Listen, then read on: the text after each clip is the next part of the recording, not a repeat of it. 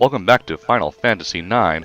We are now on a totally different planet in Terra. Hooray! You can tell it's alien because everything's purple. Because that's Chrome. what aliens' planets are like. Purple. You know, screw Oh, the hi, fact. Garland. Oh yeah, Garland. Santa! Can I just say, I love the music in this place. It is beautiful. And, you know, Terra really does look like an alien world. I mean, you don't get to see a whole lot of it because fixed camera angles and pre-rendered backgrounds, but I can just imagine this place being gorgeous if it were rendered in full 3D. I was looking at that NeoGAF thread again where they uploaded all those high-resolution backgrounds, and I don't remember seeing Terra. I guess they couldn't salvage it through the disc yet, but I agree, it has to look gorgeous with how beautiful everything else looked beforehand. Well, I'm just imagining this in a game like Xenoblade Chronicles X, because that kind of environment is the sort of stuff that they pull, and yeah, wow, the image in my head is just breathtaking. Okay, I'm gonna be buzzkill here. If Garland can breathe Gaian air, that must mean that Gaia and Terra have similar like structural ecosystems, meaning theoretically they should have similar styles of plant life too. So like, Well, that's assuming Garland has to breathe air at all. okay, and Yeah, we granted, don't I'm actually not. find out a whole lot about Garland, or even about the original Terran people. Oh, well, I mean, we hear about them, but we don't actually know much about their physiology or anything. Yeah, And I'm we not don't a know whether or not they xenobiologist. breathe. I'm not a xenobiologist Yeah. either. We don't know if we don't even know if they need to breathe air at all, or whether or not they're able to quickly adapt. Yeah, oh, and before you say anything about the obvious human-looking humans with tails here, they're not humans. They're kind of artificial people, spoiler alert. They're human. No, what they need to do is they need Genomes. to take a terraformer and put it on 2 different halves of the Earth in order to kill everybody on Gaia because they're dicks like that. Yeah. See that was a Man of Steel joke. Terra had its chance! That having been said, air is not the only component of physiology, so... I don't know, I'm just being a dick, really. Clown people, woo. Oh, wait. Clown I forgot people all with about these guys. skinny blade things. Yeah, Terra is still technically a dungeon, even though it also functions sort of like a town. So, random encounters. Well, this is fucked up. No one. This place deserves to go down. Maybe I can still summon Bahamut. Random encounters in towns always really annoy me. Just because, like, the town's supposed to be a safe place, man. Like, I mean, unless if it's like a specific sequence where the town's being attacked or something, then you know what, whatever. But if it's just like, you go to the town and suddenly random battles, I'm like, what? No. Why? Well, this makes more sense than giant caterpillar monsters in Windhill. Jesus fucking Christ. What RPG are you making fun of? Final Fantasy VIII. Oh. Again. Failed to got the reference. At all the- the at- livelong day. At the very beginning of, I think, what is it, Disc 2? I think it's Disc 2. Before you wake up in the prison, anyway, you'd go through this whole Laguna dream sequence where he's working as, like, the monster slayer for a very peaceful town with very peaceful music that sounds like it was played from a wind-up music box. And then there are random battles as you're patrolling the town with fucking giant caterpillar monsters. They look like something straight out of Alice in Wonderland. It's like, okay, how did these things get into town without anybody knowing? How come you couldn't see them until they were right on top of you? Because they don't appear until you take a step and it goes whoosh, and then a loading screen happens. That's pretty much how that sums up, yeah. Let's be fair, because remember, the same thing could be said, I think, in Final Fantasy XIV, one of the fates are these dragon creatures just summoning to the edge of town. But the townsfolk can't do anything about them because they technically haven't faded in yet. Wait, do they say that in the It's like, game itself? I think I see something. Oh, man. So anyway, we're here to... Why did we go to Terra again, exactly? Was it just to stop Kuja, or Garland, or... Yep. Okay. Cool. Cool beans. Yeah, I think we figured out at this point that Kuja is getting some sort of thing from Terra, so... We're We've investigating. released the 4 seals to head towards the planet Terra. Even though it functions more like an alternate dimension than a planet. I mean, unless if we had, like, super high-tech space transporty stuff, in which case, why is it in an ancient temple? That's a good point, because the first person we see is some sort of Zidane lookalike, and if we continue to follow this person, we'll run into lookalikes of all of our party members, who then will classify as our stunt doubles. No, Zidane does his own stunts, just rub. Balls! But VV needs those 5-foot stilts. Why are we fighting balls? Because they're there. I have no idea. Oh, that Jesus thing can, Christ. That thing can... Oh, wait, no. It can one-hit kill because you don't have Amaranth protected from death. Okay. Oh, I believe these are movers. Yeah. Final Fantasy staples. Well, since 5, I think. I don't know. Yeah. Guys. Those assholes. Tri-beam. Ah! Oh, you don't have VV protected either? Man, you are not prepared for this area, Ryan. I think this is the first time Delta attack is an instant death attack. Usually it just petrifies you.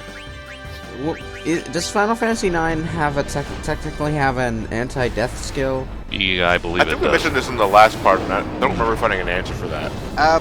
No, wait, hold on. It might not actually have an anti-death skill because for Ozma, Ryan just kept Amaranth at a multiple of 5. At level 75.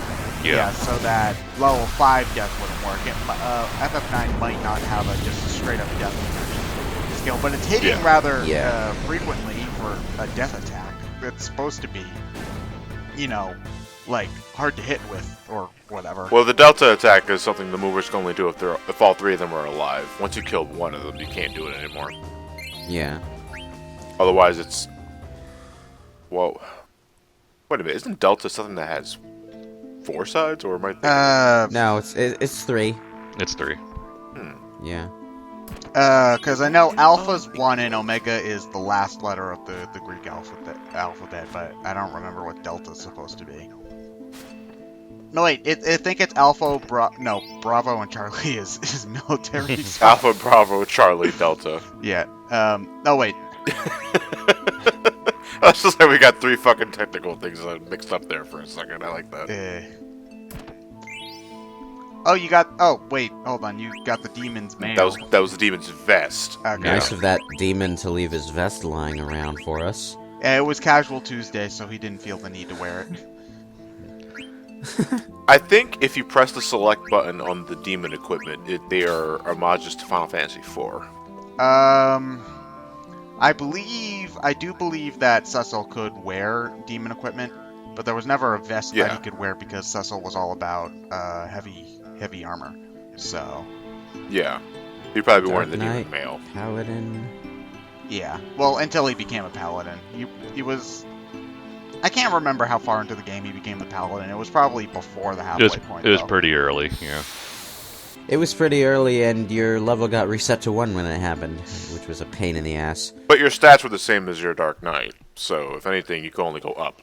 Well, what happens is you get sent back to level 1, but your experience gain is the same as it would have been when you were at level 1. So within a few battles, you were up to level 10.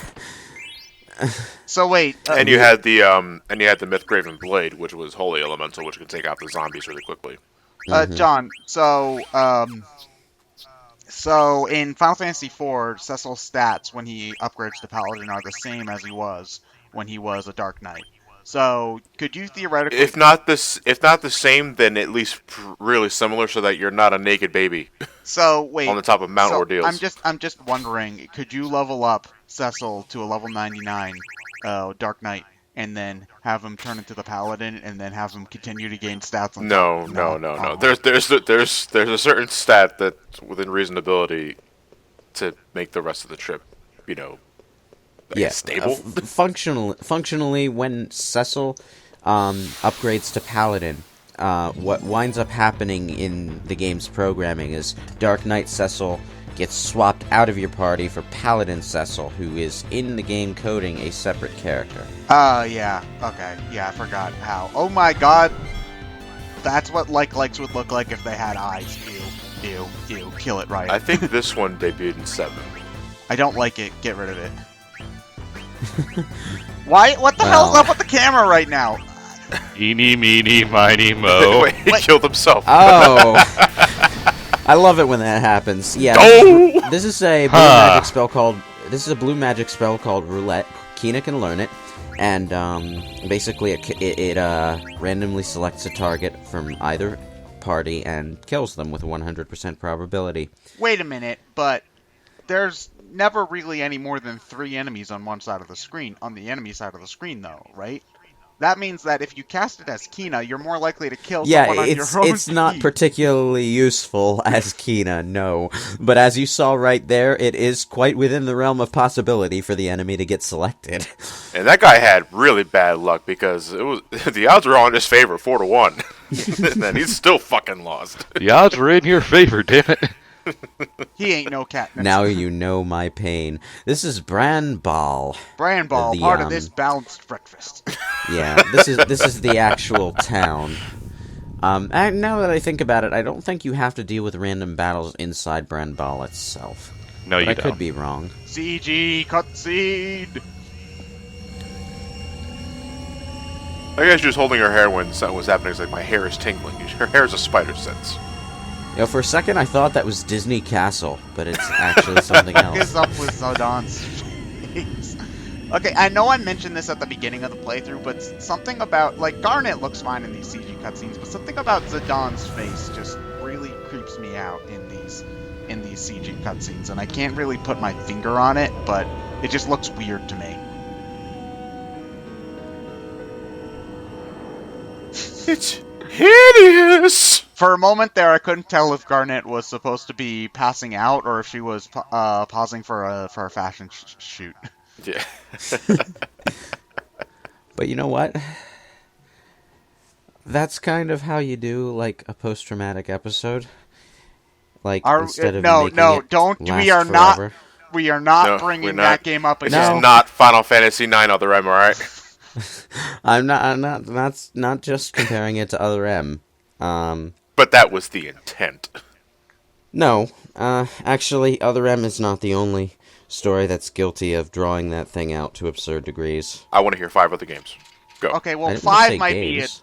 Well, yeah, and 5 might be a lot, dude. Like, to be honest, like, PTSD is a thing that's probably only been seriously tackled in probably less than 10 games that we could probably think of, even if we put our heads together and such, so, Well, yeah, the only game that I can think of off the top of my head is probably Max Payne 3, and that did it in a completely different way. It's also not exactly PTSD, but, Ace Attorney 1... It's everything. It's just everything in a cocktail, okay? That's what Max Payne was that dealing must with be by as that good. point in his life. So many me's. So are they all Yeah, supposed to look exactly like Zidane, or do they just have the tail? Well, there are male and female ones, but otherwise exactly the same, yeah. Okay. Yeah, they're very similar. The bizarre thing, though, is that, well, I'm getting into spoiler territory again here, but Kuja is one of these guys. But he doesn't have the blonde hair going on, so what's the deal with that? He probably... it's Kuja. He probably dyes it.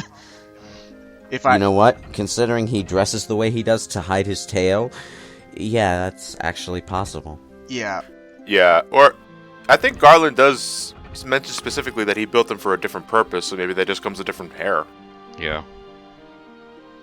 Maybe. Then again, so is Zidane. So here's a question. jumping How did spoilers. this asshole get here? Oh, what the... He jumped off the ship with us. What does he have? Wait, what? Wait, he has mail? How the heck do the Moogles mail between 2 different dimension planet things? What? Which is what Lewis was getting into. And I jokingly said that he jumped off the ship with us. No, that's not actually what happened. I don't know fucking know. It's Mognet, man. I assume this one's always been here because he mentions he doesn't know what Bagnet is, but... Oh man, that's great. Is there... So Actually, is that kind of... That kind of actually supports Ted's thing about the two different worlds and stuff. Because they both got Moogles. Huh, how about that? Maybe? I don't know. But I'm guessing this is a Moogle letter that you can absolutely miss, because this is an area you don't go back to, right? Okay. Mm-hmm. Okay. Although I don't think you necessarily have to deliver this Moogle letter to complete the quest. I'm not entirely sure, I'm but I've pretty sure always you done do. it. Yeah. Well, at the very But least... just to be safe, check every Moogle. Well, at the very Yeah. least, this seems like one that you'd be not likely to miss, because I'm guessing there's not an awful lot of places you can save in Terra. So, Yeah, and it's kind of hard to ignore the moving pot.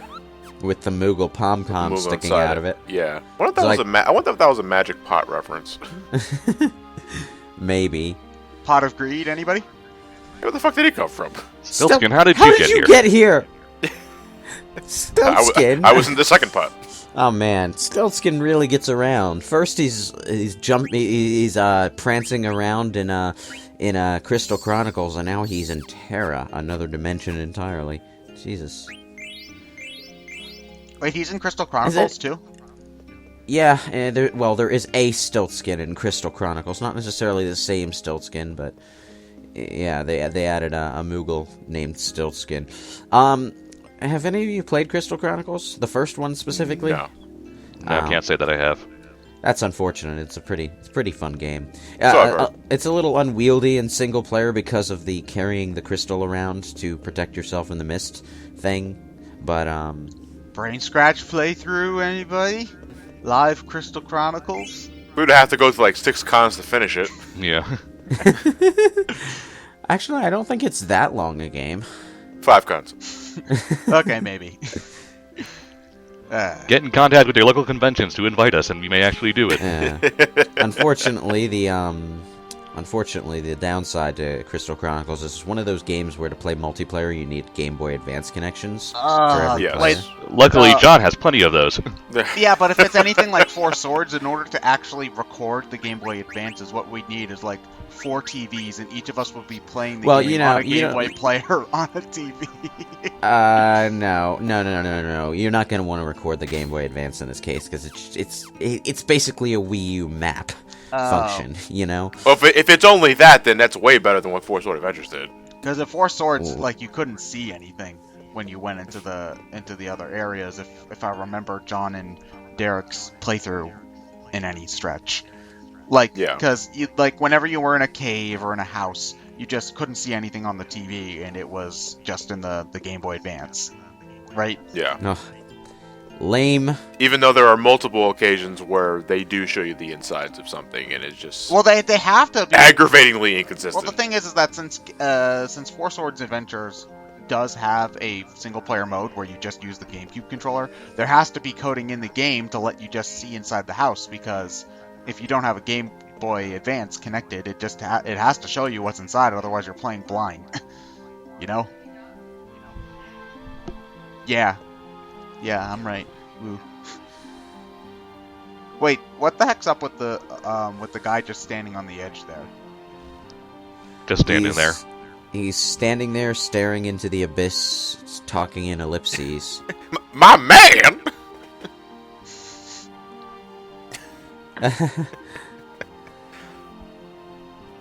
Where is your man? What a bimbo. I do really like Aiko as a character, though. She could have very easily come across as annoying, and she doesn't, so I appreciate that.